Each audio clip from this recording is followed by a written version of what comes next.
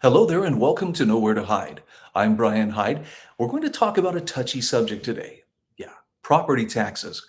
Look, if you're not a property owner, you may think, well, that's somebody else's problem. But if you're a renter, you pay property taxes too, albeit indirectly. The question is, are we ready to eliminate the property tax here in Idaho? The case can be made. That is the moral thing to do. I'm going to share that case with you in just a few moments.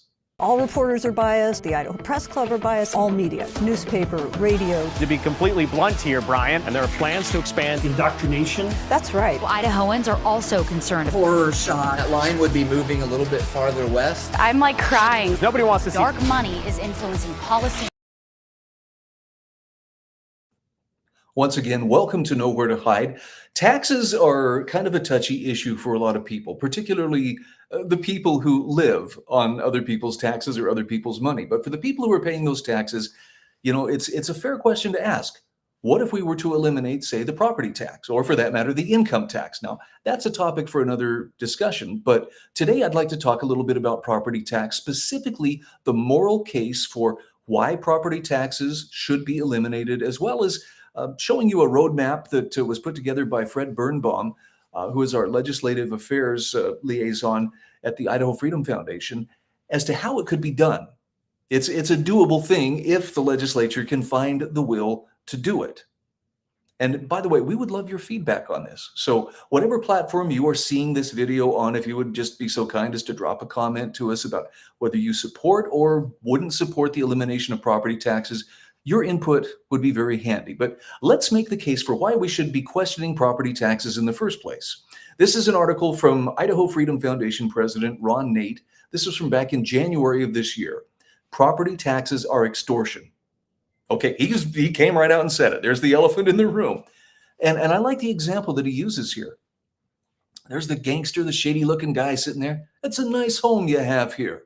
Ron says, in the movies, it's called extortion. You pay us what we require and nobody gets hurt. But when the government does the same thing regarding you and your home, they just call it property tax. Nobody truly owns their home when the government demands taxes be paid on it with the threat of confiscation for non-payment. So he's got a point here. Property taxes are extortion, and more importantly, they're unbecoming of conservative Idaho. Now, he goes into some detail here about why property taxes are theft. And maybe you've never thought of it in these terms, and I'm not insisting you must think this way or you have to agree, but you have to admit that this is not just, I don't like them and therefore they shouldn't exist. Ron says to live, people need the basic elements of survival. That means food, shelter, and clothing. Government was created to protect rights, not to threaten them. Because people must eat to live, grocery taxes are objectionable. By the way, we're still waiting for Idaho to eliminate the grocery tax, but again, a topic for another day. Because people need protection from the elements, property taxes on homes are objectionable. Now, we haven't talked about clothing, but similar arguments could apply. Now, Ron gives us 3 key points about property taxes that you need to know. Number 1, they are philosophically objectionable. Number 2, taxing property is equivalent to Kamala Harris's objectionable tax on unrealized gains. Do you remember she was floating this as part of her part of her presidential campaign? If you have assets that increase in value, you're expected to pay taxes on that perceived increase, even if you haven't actually realized it by selling that property. Yeah. So good luck coming up with the extra money your inflated property is now, commanding in terms of price, even though you're not benefiting from it personally. I hope you can get the loan. Might want to start on the paperwork. And number 3, he wants us to know it is possible to free Idaho of all property taxes. So let's go into a little bit deeper dive here. Government should not require anyone to pay additional money in order to keep their God-given rights unmolested by the selfsame government. In fact, it exists for the opposite reason. Government exists to protect our rights to life, liberty, and property. So if you own your home, but you could have it taken from you for non-payment of taxes, you don't really own that home, do you? You're simply renting it from the government under the threat of permanent eviction. And for those who would object to this, I would again ask you, just logically follow this through. Let's say you're a homeowner and you stop paying your property taxes. Well, there we go. See, I'm not renting from anybody. But if you stop paying your property taxes, I assure you the real owner will show up and send men with badges and guns to take you out of what was your property, and then we'll claim it as their own. Indeed, property taxes are the threat of government taking property for lack of payment. So government either steals your money in the form of the taxes or your home. You don't have a choice. So how do we get out from under that? Well, there are a couple different ways. We'll get to that in a moment. But taxing unrealized capital gains is another example of where this kind of bad thinking goes. Well, as long as we can keep taxing you for what you own, you become kind of an endless cash cow. Because if those gains aren't actualized, until the assets are sold, basically you're being taxed on something that's imaginary. In fact, those gains could never be realized or may never be realized, because if the value of stocks went down again, then the holder was never actually any wealthier. That kind of adds insult to injury. Property taxes tend to treat homeowners the very same way. And those of you who have been homeowners here in Idaho, especially over the last 10 years or so, as demand for homes and the increasing competitiveness of the real estate market and people coming into the state has driven prices higher and higher. You know this. When your home prices go up, your home is, here's the word, worth more. But if you never sell your home, you don't actually actualize that gain in wealth. So you're paying more in property taxes, but you're not actually enjoying that extra wealth. Property tax policy makes no distinction. You still have to pay the taxes on the unrealized property value gains in order to keep your home. Now, maybe that doesn't bother you, but I assure you, there are a lot of Idahoans who are more living hand to mouth, and for them, this kind of thing could be devastating. I'm particularly thinking of those who are on fixed incomes. Now, Fred Birnbaum, IFF Legislative Affairs Director, and clearly outlined how we limit government spending. If we simply limit government spending to inflation and to population growth, we could create enough space in our sales tax and income tax collections to completely abolish property taxes in Idaho in just 10 years. And that's without making any cuts to government. So for people who feel like, well, the sun wouldn't rise in the morning and our streets would crumble into dust or gravel or horse manure or something, if we weren't paying taxes to maintain them every single day. No, but there is a way. The question is, will the legislature find the will to do it? This is Fred's article, which you can find on the idahofreedom.org website. This was published on September 23rd of last year, a roadmap for ending property taxes. Now, Fred is exceedingly smart and very intelligent when it comes to crunching the numbers and following the numbers so that you have solid data from which to work. And I'm telling you, what he shows here, it makes a whole lot of sense. It's something that hopefully we can find the stomach to do in the very near future. The grocery tax came very, very close. I think, there's a little tax cut here, a little tax cut there, but the elimination of a tax is something far better and far different. And frankly, it would benefit people greatly. I have an elderly mother who, her home has been paid off for many, many years, but she still has to pay property taxes. Now, thankfully, at the county level, there are circuit breakers and things that are built in. You have to apply for them that will give some property tax relief, but wouldn't it be better to just remove that threat? If you miss the deadline for the circuit breaker, do we throw this old widow out on the street?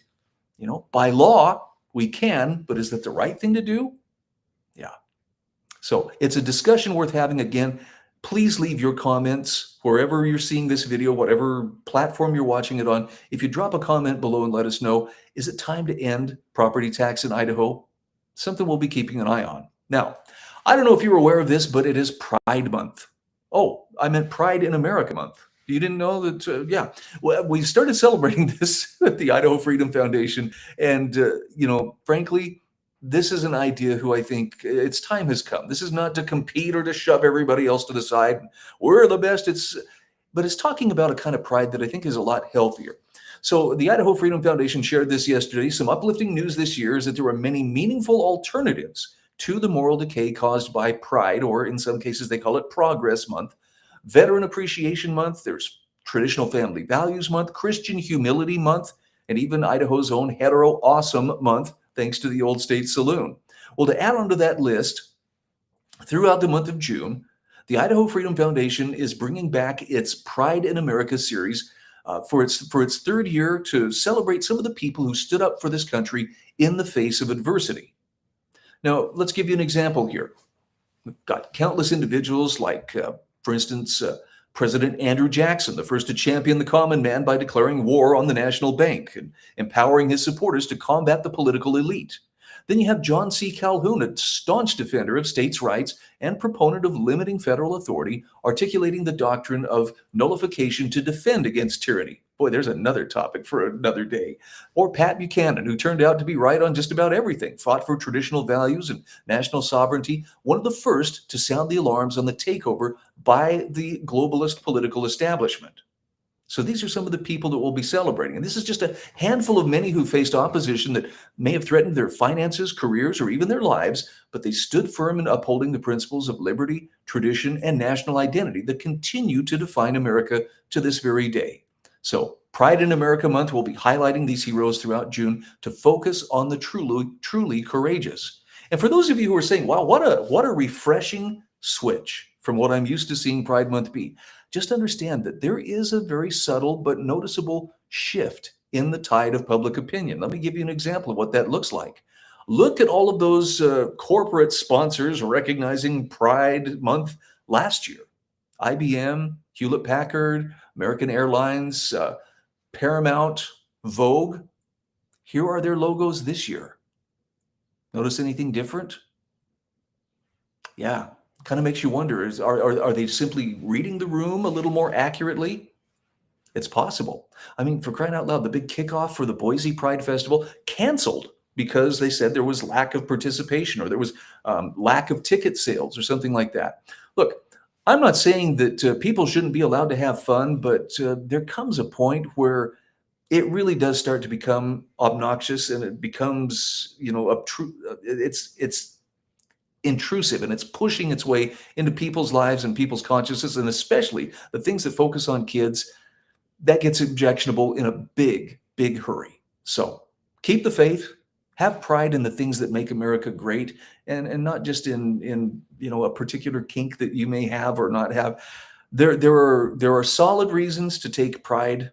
There are some reasons in which pride can become a pretty big stumbling block that can actually trip you up and make you fall hard.